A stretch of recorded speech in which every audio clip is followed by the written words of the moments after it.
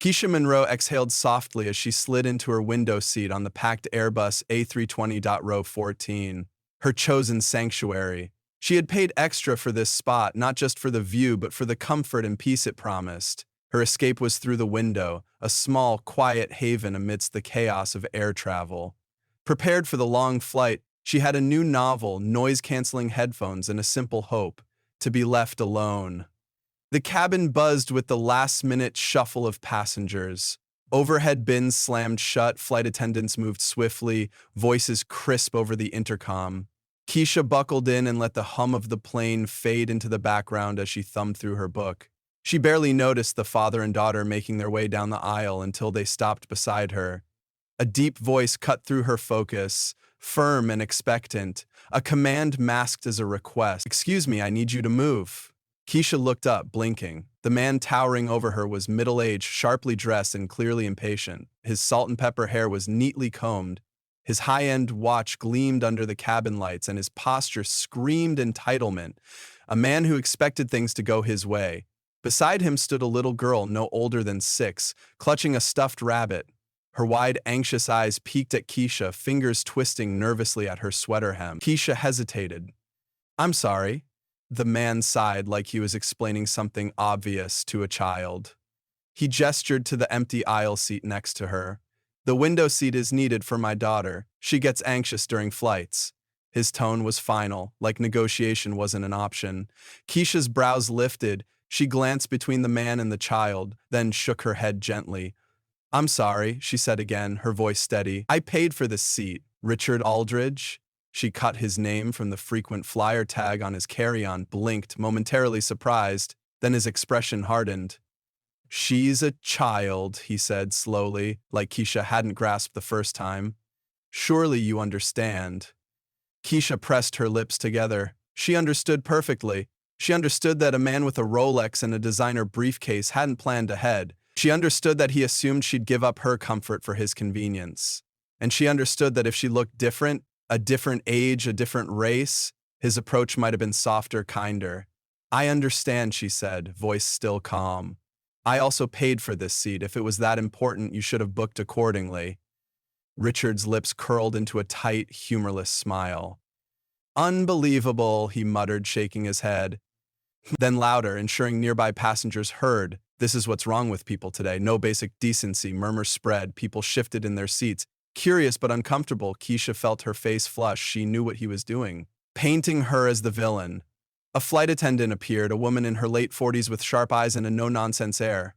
Her name tag read Sandra Wallace. "Is there a problem here?" Sandra's voice was calm but firm. Richard jumped in before Keisha could speak. "Yes. This woman won't give up her seat for my daughter." Sandra raised a brow, unimpressed. "She booked this seat?" Keisha nodded. Sandra turned back to Richard. "Sir, she has the seat assigned to her," Richard scoffed.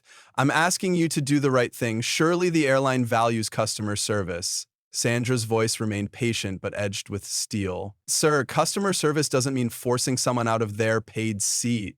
Richard's face reddened, his voice rising. "This isn't about rules. It's about decency. A grown woman refusing to accommodate a child." Keisha's stomach twisted at his words, his tone dripping with judgment. He wasn't asking anymore, he was shaming her, hoping the crowd would take his side. Sandra stayed composed. "Sir, if you need a window seat for your daughter, I'll check for any open ones, but I won't ask another passenger to move." Richard turned to Keisha, voice low and seething. "You really won't move for a child?" Keisha met his glare, her voice unwavering. "I paid for this seat, I'm staying in it." Richard let out a humorless laugh. He turned to the cabin, raising his voice again.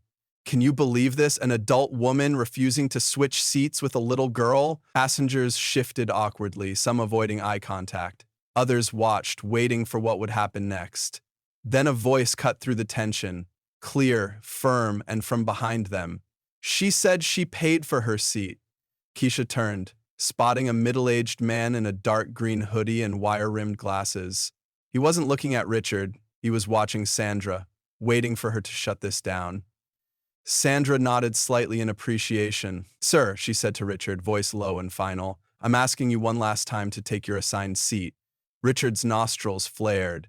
He muttered something under his breath. Keisha didn't catch all of it, but she caught the last word, a word she knew too well. Sandra stiffened. Her expression, once professional, turned icy. "I'd advise you," she said, her voice cutting through the cabin silence, "to be very careful about what you're implying." Richard stared at her, his face flushed with frustration and embarrassment. Another voice, a woman a few rows back, chimed in. "She paid for her seat. Leave her alone." A ripple of murmurs followed, this time in Keisha's favor. The tension shifted. Richard seemed to feel it, his confidence faltering. Sandra didn't budge. "Sir, either take your seat or I'll have to involve the captain." Richard's jaw tightened. He stared at Keisha one last time, then huffed, grabbing his daughter's hand. "Come on," he muttered. "Let's find someone with some decency." As he stomped down the aisle, Sandra gave Keisha a small, reassuring nod. Keisha exhaled slowly, her heart still pounding. She stared out the window, her sanctuary intact. For once, she didn't feel like the villain. She felt like she had won.